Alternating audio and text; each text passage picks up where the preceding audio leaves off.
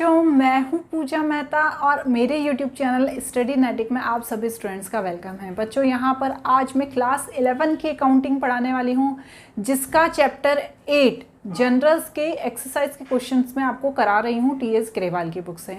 बच्चों, बहुत ध्यान से, बहुत अच्छे से आपको अभी जनरल एंट्रीज़ को समझना है।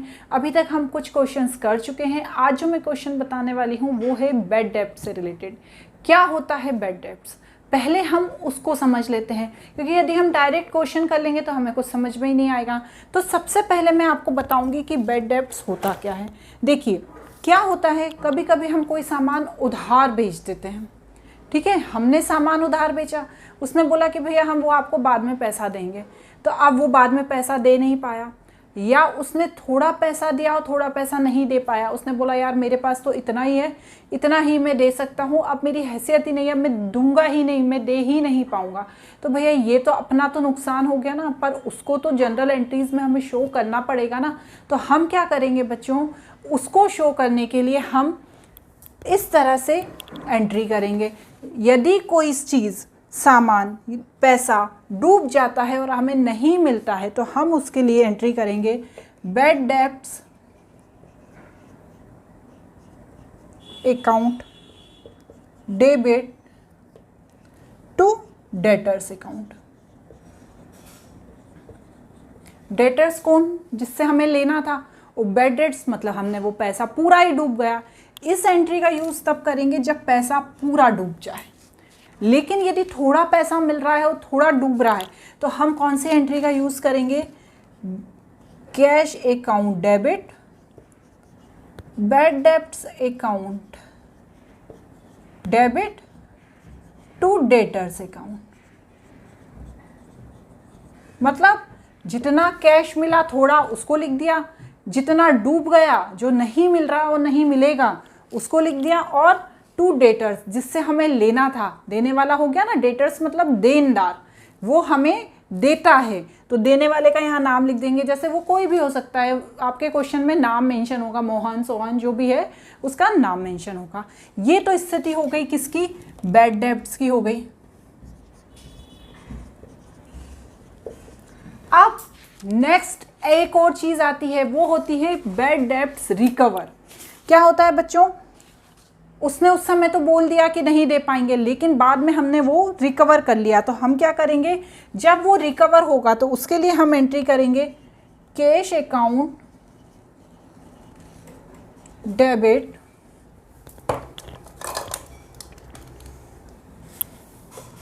ठीक है to bad debts recover account. ठीक है, तो यहां पर हम क्या करेंगे, कैश तो हमें मिलेगा जब रिकवर हो जाएगा, और किससे कैश मिला हमें वो भी शो करना पड़ेगा। तो हम लिखेंगे to bad debts recovered account. ठीक है, तो चलिए बच्चों, अब हम क्या करते हैं, क्वेश्चन नंबर 5 करते हैं। देखिए अपनी स्क्रीन पर, Mohan is declared insolvent, received first and final dividend from his office receiver 50 पैसा in a rupee against a debt of 5000। यहाँ पर जो मोहन था उसके ऑफिस वालों को उससे पैसा लेना था, पर वो मोहन इंसॉल्वेंट हो गया, वो पैसा देने की स्थिति में नहीं हुआ। लेकिन बहुत ज़्यादा किचकिच पिच के बाद ये हुआ कि भैया वो 50 पैसा रुपीज़ अगेंस्ट द डेप्ट, 5000 जो उसे देना था उसमें से वो 50 पैसा रुपीज़ ही देगा। मतलब क्या होता है बच्चों इसका, यहाँ पर क्वेश्चन में जब इस तरह से आया होता है कि 50 पैसा रुपीज़ मतलब 50% उसने पैसा दिया। यदि 60 पैसा आए तो 60%, 70 पैसा आए तो 70%। 50% का मतलब है कि उसने आधा पैसा दिया, तो हमें कैश मिला। तो भैया जब हमें कैश मिलेगा, आधा ही मिलेगा, तो उसे हमें बताना पड़ेगा ना कि हमें कैश रिसीव हुआ। तो हम सबसे पहले यहाँ पर लिखेंगे कैश अकाउंट डेबिट, और आधा डूब गया, आधा मिला, कितना मिला, 2500 मिला, और आधा डूब गया तो यहाँ लिखेंगे बैड डेब्ट्स अकाउंट डेबिट 2500, और टू मोहन अकाउंट, मोहन थे ना भैया, डेटर्स कौन थे, मोहन थे, कितना लेना था, 5000। सिंपल, यहाँ पर आप नरेशन लिख दीजिए, बता दीजिए बीइंग 50 पैसा रुपी रिसीव्ड फ्रॉम मोहन। ठीक है। नेक्स्ट है 8000 due from Ramesh is not recovered, मतलब 8000 मिले ही नहीं, पूरी तरह से डूब गए। तो हम यहाँ पर क्या लिखेंगे, उसकी एंट्री कैसे करेंगे, bad debts account debit to Ramesh. कितना, बिल्कुल ही पैसा नहीं दिया उसने, तो 8000 और 8000 being due from Ramesh but not recovered.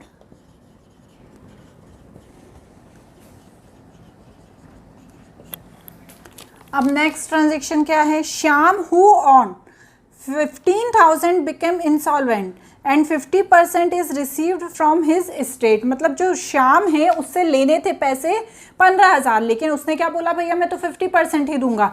तो कैश कितना रिसीव हुआ, कैश अकाउंट डेबिट कितना रिसीव हुआ, 50%, 7,500। बैड डेब्ट्स कितना, 7,500। और कौन है भैया जिसने हमारा आधा पैसा दिया और आधा डूब गया हमारा, श्याम। श्याम अकाउंट 15,000। बस करिए, लिखिए narration. Being Shyam became insolvent and received only 50%। आप ये समझ के नरेशन लिखा कीजिए कि सामने वाले को क्वेश्चन ही नहीं पता है। ठीक है, आपका नरेशन देखकर ही वो आपकी एंट्री चेक करेगा। नेक्स्ट ट्रांजेक्शन है receive 10,000 in a cash from Sohan and bad debts return of last year. तो यहाँ पर क्या है, कैश जो है वो 10,000 मिला और जो पिछले साल डूब गया था। ठीक है, तो cash account debit to bad debts recovered account. ठीक है, कितना, 10,000। 10,000 बीइंग बैड डेब्ट्स रिकवर। इस तरह से बैड डेब्ट्स की एंट्री होती है। आज के लिए बस इतना ही। अब अगला क्वेश्चन मेरे नेक्स्ट वीडियो।